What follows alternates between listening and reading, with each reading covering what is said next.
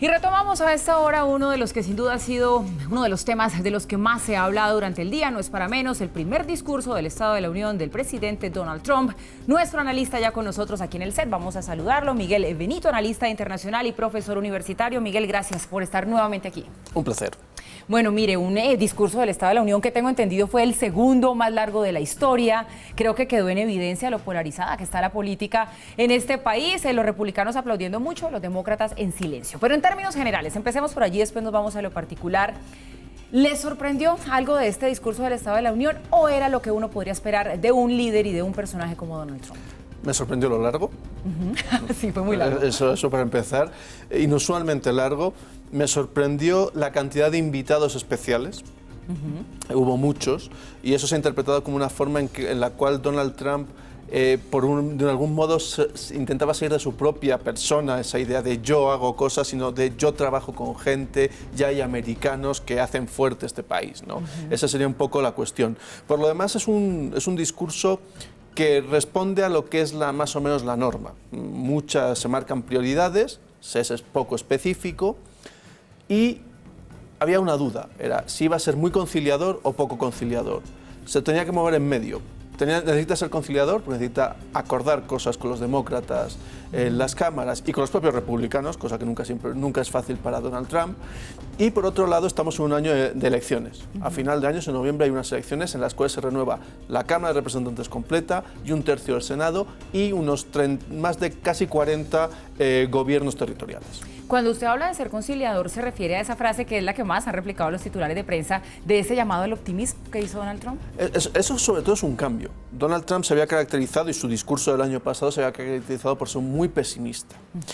Muy pesimista, el año pasado tuvo un tono, por primera vez fue el primer momento que se dijo, tiene un tono presidencial, un tono más allá de las peleas partidarias, de las luchas que gestiona Trump, pero eso le dura hasta que engancha su Twitter y entonces ya se lanza a otras peleas. Habrá que ver cuánto le dura este tono un poco intermedio, ya digo, porque al mismo tiempo no puede ser del todo moderado, del todo conciliador, porque necesita construir la plataforma sobre la cual los republicanos proyecten su posible intención de éxito electoral.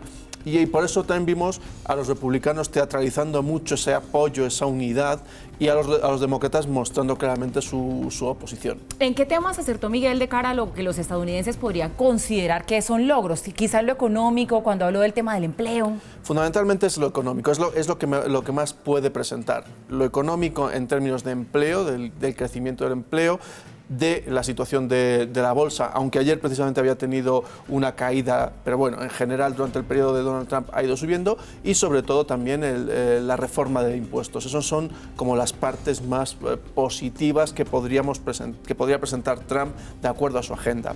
Por otro lado, quizá la parte de terrorismo, aunque insistió todavía mucho en ello, tiene esa idea de que él está dando mano dura, de que él está acabando con el ISIS, y bueno, podría ser también un elemento que puede presentar como positivo.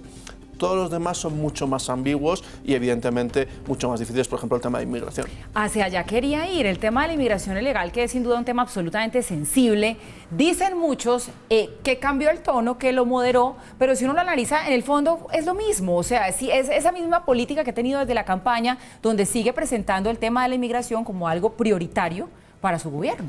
Sí, anunció algunos cambios, es interesante, y sobre todo presentó una especie de 4 o 5 puntos específicos, y lo que parece haber consenso es que los 2 primeros serían factibles, los otros 2 son mucho más complicados. Los 2 primeros son los que se vinculaban a los Dreamers y el muro, es decir, una especie de intercambio con los demócratas diciendo yo os doy lo que queréis, os protejo a los Dreamers, no los sacamos del país, pero me dais el muro a cambio. Ese sería un cambio que podría darse. Sin embargo, todo lo demás, cuando insistió mucho, por ejemplo, en la vinculación con las maras, muchos demócratas han interpretado que lo que está diciendo es que los Dreamers de algún modo participaban de las redes de criminalidad. Pero es que ese momento fue un poco fuerte. Fue posiblemente el más fuerte, además con la familia a la que había invitado, que había sufrido la tragedia del asesinato de 2 de sus hijas por una de estas bandas, y se insistió mucho en esa vinculación entre crimen y inmigración, que no es del todo correcta. El anuncio de mantener abierta la prisión de Guantánamo fue una sorpresa.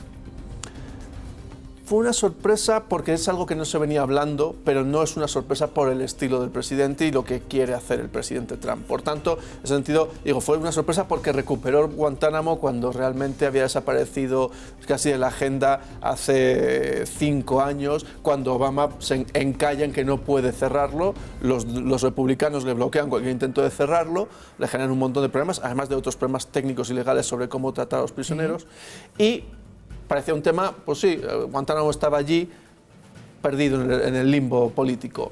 Donald Trump lo recuperó y lo enmarcó en esa idea de estos son los recursos que necesitamos para vencer la lucha contra el terrorismo, volviendo a reabrir ese viejo debate sobre libertad y seguridad, siempre tan peliagudo. Bueno, pues interesante será siempre hablar acerca de Donald Trump y de su gobierno, aquí analizando y desmenuzando, como lo anunciábamos, todo lo que fue este discurso del Estado de la Unión, el primero de Donald Trump allí en la presidencia. Miguel Benito, analista internacional, profesor universitario, gracias. Muchas gracias.